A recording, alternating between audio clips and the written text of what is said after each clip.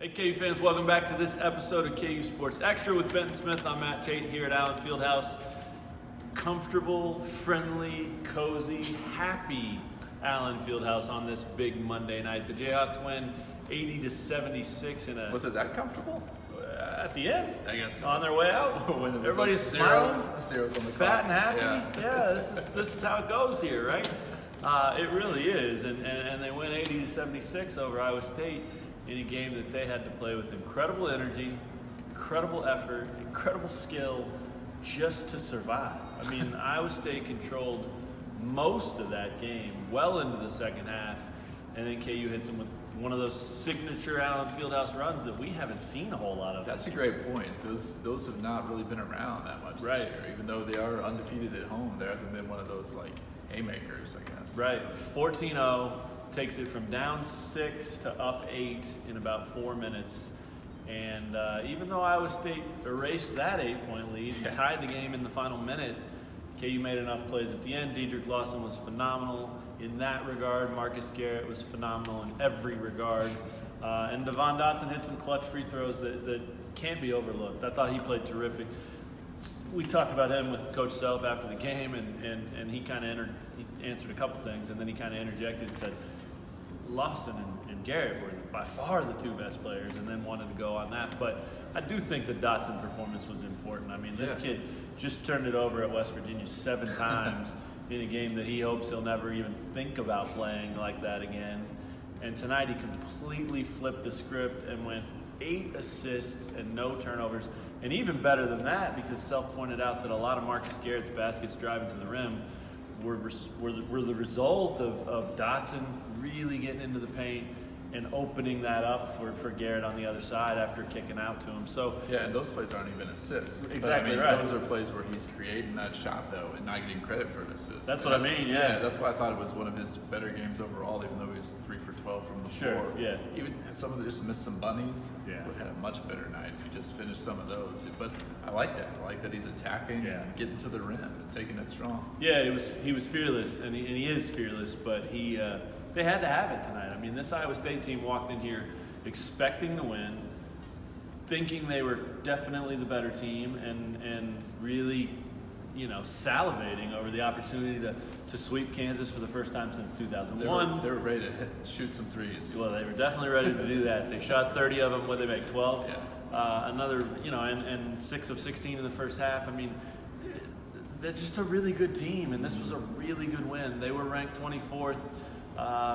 Next week they'll probably fall out of the top 25. So Kansas, it won't look like that special of a victory.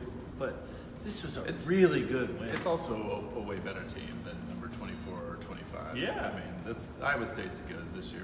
We've seen it in person a couple of times, and obviously those AP top 25 rankings aren't exactly on top of everything. Scientific. Or scientific. Yeah. So. Yeah, Self, what'd he say afterwards? He was asked what he learned so far about the Big 12 through, 7 games, 8 games? Yeah, 7. Yeah. 7 games, and he said, I've learned I don't want to play the Cyclones again. Right. Or I'm glad I don't have to. That's dead on. I mean, you still have to with Texas Tech, you still have to with K-State. Doesn't mean it gets any easier, but that is a really tough team. And they were really good tonight, and Kansas found a way to be better. It was Lawson mostly, 29 and 15. I thought the most impressive part about his night wasn't that he got it going when they were playing well. It was that he kept them in it when they didn't have anything going. He just kept finding a way in that first half to score. Big on the offensive glass, putbacks. Energy, effort, all those things. I mean, without him, without that, Kansas would have been down double digits at halftime. And maybe wouldn't have had enough, or the confidence even to come back in that second half. But he was terrific, and then Garrett was great too. Yeah, and I think he was asked about the matchup with Jacobson after the game, and he basically said, "Yeah, I knew I was going to score."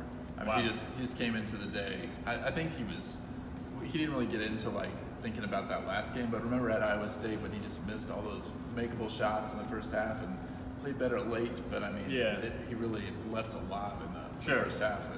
I think he just came out and was like, all right, I'm like someone that they cannot stop inside. Yeah. Iowa State does not have an interior defender that anyone would worry about. So he just went to work and he made it happen. Yeah, and part of that was, in Ames, part of that was Jacobson. I mean, he was physical with him. He bumped him, he bothered him.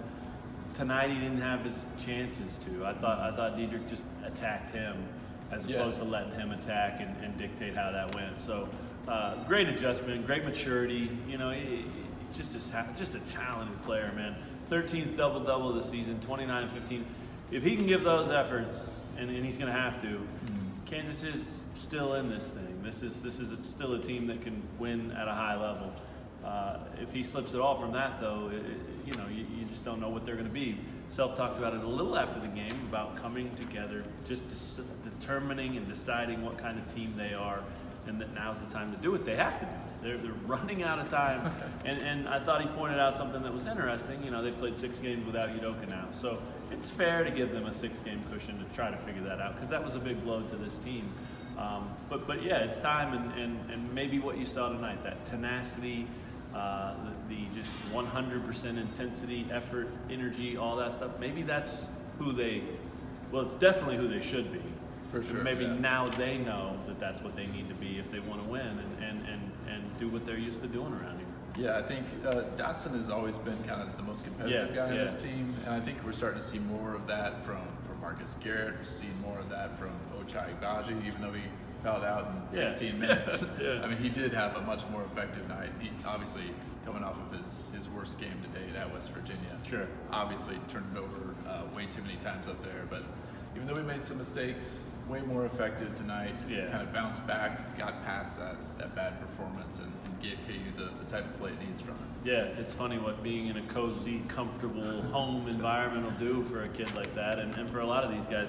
Last thought real quick, Quentin Grimes, 19 minutes, 0 for 4 from the field, 0 for 1 from three-point range. Didn't start the second half. No rebounds, no fouls, no assists, no turnovers, no blocks, 1 steal. I heard Self from the bench at one point tonight, maybe at multiple points, yelling at him, get in the scoring area, Q. You know, he was just floating so high above the three-point line, not inserting himself into the action or the game. It was not a good night for him, which is really bizarre because he was the only Jayhawk who showed up in Ames and played with a little bit of punch and fire and tenacity. He had a really good game up there, and you know, that was the famous game where Self said, well, even bad teams have leading scorers.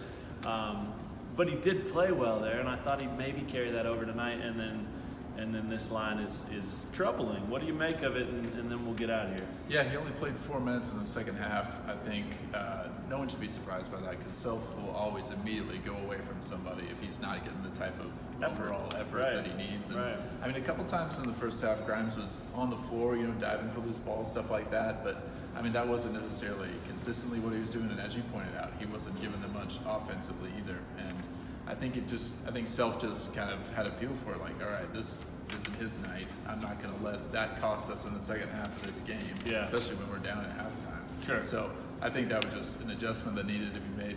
Grimes was even on the floor at the very end of the game, and Self took him out with 4 seconds left or something like that. Charlie Moore in, which I thought was really interesting.